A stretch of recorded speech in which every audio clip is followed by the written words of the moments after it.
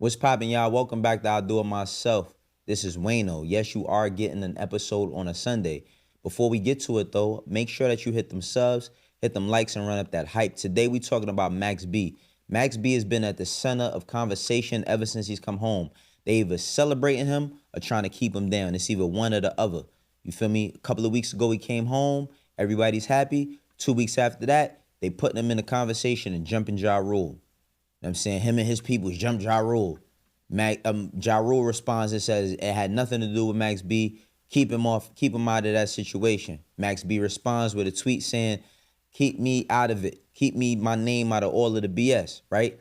But today, we have this clip circulating. And this clip is Max B, performing a record on stage. You know what I'm saying? He's performing a record on stage at a show that Funkmaster Flex is DJing. Now, we're going to get to that in 1 second. But let's watch this clip right quick.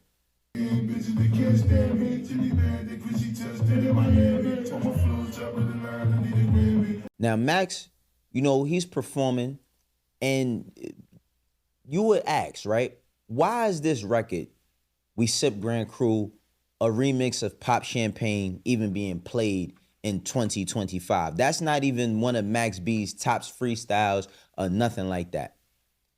And it all comes from a situation where the DJ is not situationally aware or ever was a Max B supporter to begin with. And we talking about Funkmaster Flex. Now, there's a phone call of Max B, and he's talking to a few people, and he's clarifying what actually happened the night in question. You feel me? Because now niggas is basically saying that Max B is trying to stir up some problems with Jim Jones, which we've covered this a couple of times when it comes to Max B and Jim Jones.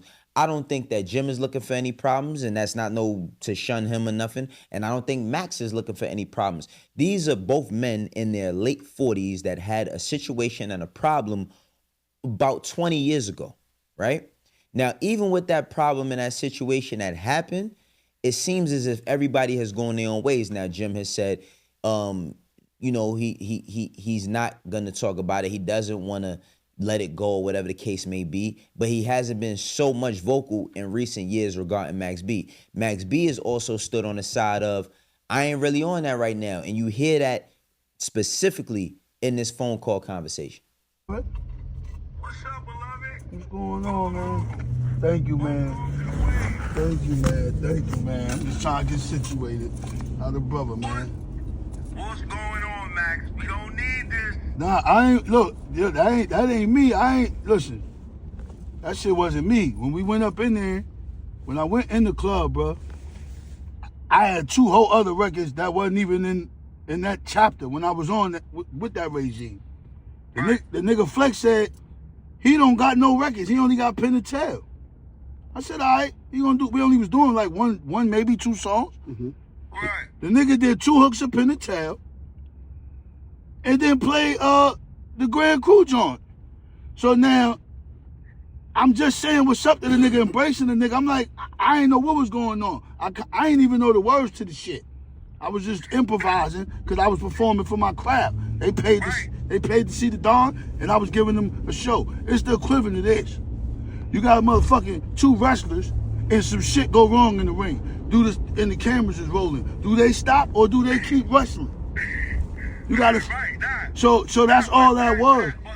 Nah, though, Max, that one right there, that shit was supposed to be record scratch. Like, I'm saying, I'm not the DJ. I'm not trying to diss, bro. And I'm gonna just keep a spade a spade. If I want to diss a nigga, I go in there and do something crispy. I'm not gonna spit that old shit. I ain't even know the words to that old shit, my nigga. Right. My shit like that. I could go in the stew right now. Any 100 of them I got access to, and lay some shit down for any nigga on the planet. But that ain't where I'm at. So that was Flex. That was Flex. Listen, that was all Flex. All right. Don't shoot the motherfucking messenger. Cause I don't play the record. The nigga told me he only had 1 record. The nigga played Pen and Tail, and then when I'm on the stage in my zone, performing for my crowd, what I got paid to do, this nigga plays the Grand Cru freestyle. Now, I want to address a couple of things, right? What's crazy about this situation specifically is this. Funkmaster Flex is a DJ. He been a DJ for a long time. He's been DJing in New York for a long time. You want to know what I think? Do I think that Funkmaster Flex specifically lined Max B up to say that? No. And that's the problem. I don't think that he even knows the lyrics, nor even cares to know the lyrics to Max B songs. Now, let's keep something all the way 100. When Max B was running around New York after he was having his situation, his problems with Jim, Funkmaster Flex was not playing his music ever. Max B was popping specifically off of DVDs and YouTube clips and mixtapes. Because my thing is, if you know that you DJing a Max B set, you had 17 years to prepare, my nigga. Even if you found out that day, who around you that is younger than you or even yourself could prepare you for a Max B set? Now, of course, the people that's going to say, well, don't nobody know no Max B music. Yes, they do. In New York, yes, they do. Pin the Tail on a Donkey. You talking about a Jim Jones song? All right, bet. So you couldn't do Why You Do That or Gotta Have It. You know what I'm saying? Or the various other Max B songs that he has with French Montana. You could have put a whole set list together for Max B specifically. It's not like somebody got to pass you a CD. It's 2025. You could have literally had somebody send you a playlist and just play that. You know what I'm saying?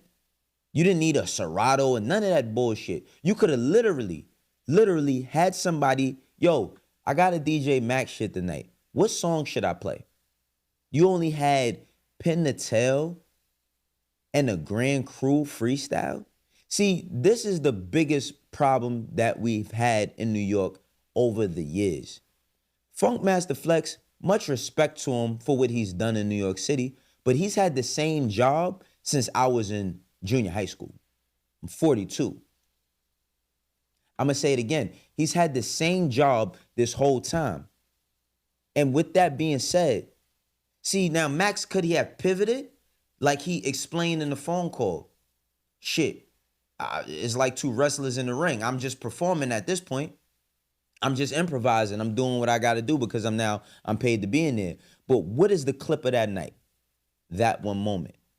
Now, also, I will say this about people who have a problem with Max B. And I'm going to keep it 100. Sean Cotton, much love and respect to you for what you do with Say Cheese. But, brother, why would you ask Charleston White what he thinks about Max B? See, the problem that I have currently with this whole North versus the South. First of all, New York, we don't consider ourselves the North.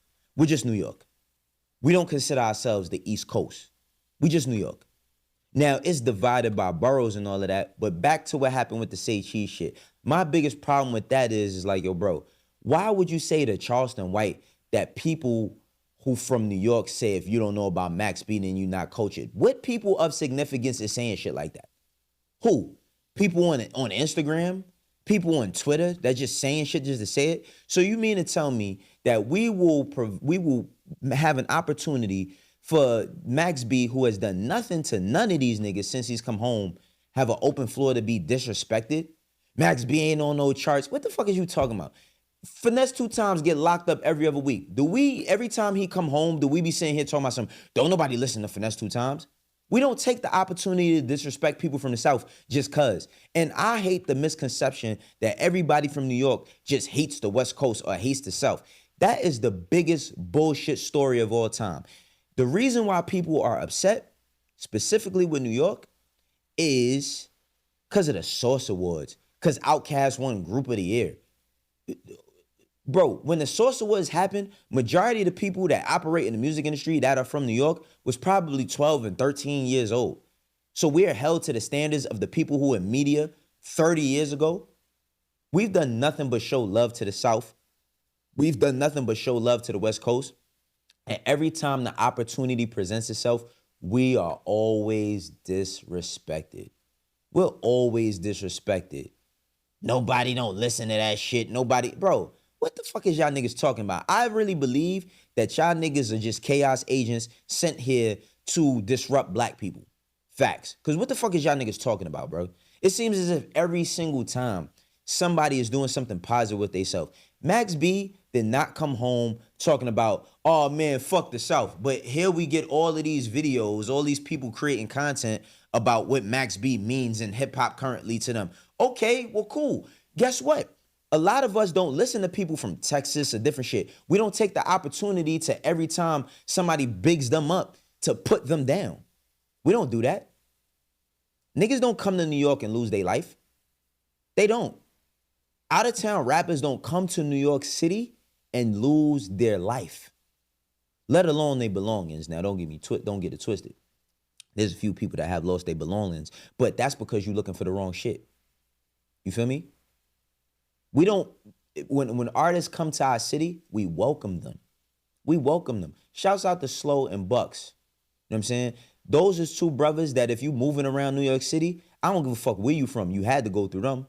And not because niggas is on some extortion shit. They just showing love, straight up and down. That's one thing that New York has done over these past 30 years, is show endless love to all of the people who aren't from our city that come to our city to make music or to do deals or to buy jewelry or to run around and create content. We don't be sitting out here every time y'all prospering or doing something with yourselves, we trying to hate on y'all. That is a big misconception. But back to Max B. Max B been home, I think that next week will be like a month. And since he's been home, people have been trying to tie him into bullshit. The man hasn't even gotten a chance to put out no record. Oh, he running around and buying jewelry. What's the fucking problem with that? Everybody run around and buy jewelry when they come home. Oh, I don't see what the big deal is. He just did 17 years. He just did 17 years. Whether you agree with what he went into jail for and came home or not, he just did 17 years. Yeah, there's people excited because there's people who love what it is that he does. But why are we constantly in a time where anybody that's doing something good, somebody has to pour some salt on the situation? My whole thing with this Funkmaster Flex situation specifically is this. Brother, Funkmaster Flex, you've been doing this a long time, but it's time to move a little bit out the way, my nigga. You should have not been DJing no Max B set at no place. Now, of course, it was in a Max B show. He just getting paid for a walkthrough and do a few songs. But even at the point where he's doing a few songs, why play anything where he's disrespecting anybody? But I know why you play something where he's disrespecting anybody, because you don't know his music. But yet you are the representation, you are the pinnacle, you are the bar for what people expect to be a New York DJ to represent. But here we go, you not knowing what the hell you doing on the stage and just playing anything. I got 2 songs, bro. Pin the Tail on a Donkey and Grand Crew Freestyle. What? That's not even the shit that people even gravitate to Max for. You might as well just play shit off of, you might as well play G's Up, Hoes Down, if you gonna play something with Jim Jones on it. Guess you ain't got that either.